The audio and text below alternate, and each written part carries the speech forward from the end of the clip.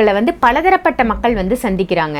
இதில் குறிப்பாக எனக்கு என்ன சந்தேகம் அப்படின்னா, இந்த கழுப்பு எடுக்கிறது அப்படின்னு நீங்கள் பண்ணுறீங்க. கழுப்பு யாரெல்லாம் எடுத்துக்கலாம், என்ன மாதிரியான பிரச்சனைக்கு நீங்கள் கழுப்பு எடுக்கிறீங்க? கழுப்பு வந்து 10 நிமிஷத்தில் ஓதுறதும் இருக்குது, 5 மணி நேரம் உட்காந்து ஓதுறதும் எல்லாத்தையுமே பயன்படுத்தி ஒரு கழிப்பு நம்ம எடுத்தோம் அப்படின்னா, ஏன் 7 வகையான பூ போட்டு ஒரு தண்ணியே ஊற்றலாம்.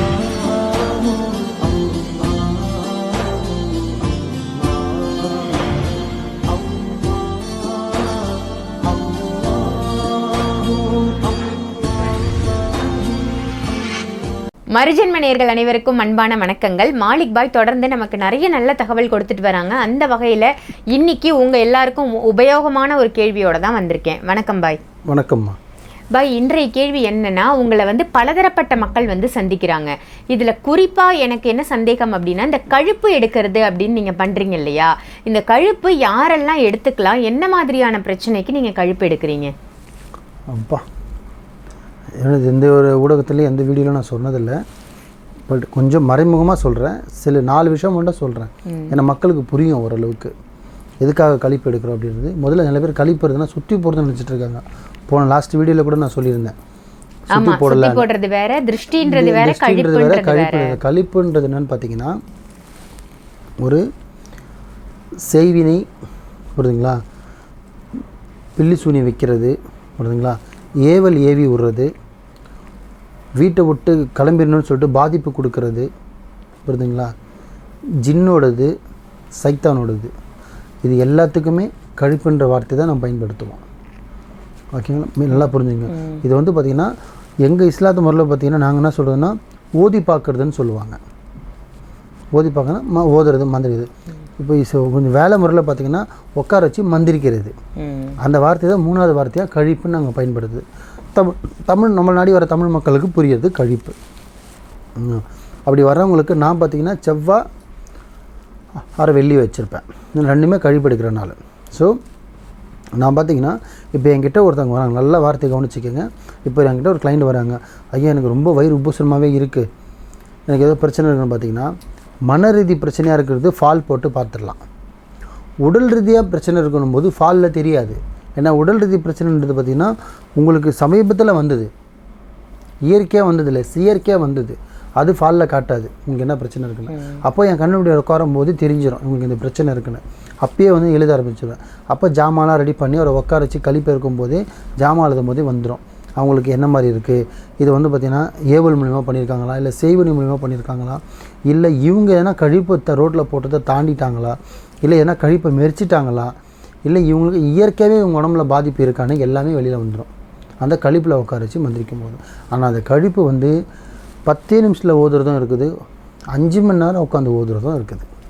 10 நிமிஷத்துலேருந்து 5 hours வரைக்கும் ஓதுறது இருக்குது. ஒரு ஆள் தலையை கையை வச்சோம் அப்படின்னா பூசணிக்காய், தேங்காய், புடலங்காய் புரியுதுங்களா, இளநீ, நாட்டுக்கோழி முட்டை, கோழி, இது எல்லாத்தையுமே பயன்படுத்தலாம் புரியுதுங்களா. புடலங்காய் கூட பயன்படுத்தலாம் புரியுதுங்களா. பூவில் நிறைய வகையில் பூ பயன்படுத்துவோம், பேர் சொல்ல விரும்பல, நிறைய வகைகள் இருக்குது, நிறைய வகைகள் பூ பண்ணுவோம். அத்தர் பயன்படும், அத்தர்னா சென்ட்டு, அத்தர் சொல்லுவோம் தெரியல, அதை பயன்படுத்துவோம். பன்னீர், இது எல்லாத்தையுமே பயன்படுத்தி ஒரு கழிப்பு நம்ம எடுத்தோம் அப்படின்னா, ஏன் 7 வகையான பூ போட்டு ஒரு தண்ணியே ஊற்றலாம். தண்ணி ஊற்றுனா நிறைய பேருக்கு என்னென்னு தெரியாது. 7 வகையான பூ போட்டு அதில் ஒரு வகையில் ஒரு பூ போட்டு அதுக்கு சில ஓதி அந்த தண்ணி வந்து வரவங்களை உட்கார வச்சு குளிப்பாட்டுறது.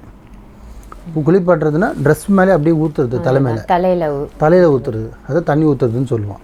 அது கூட இருக்குது.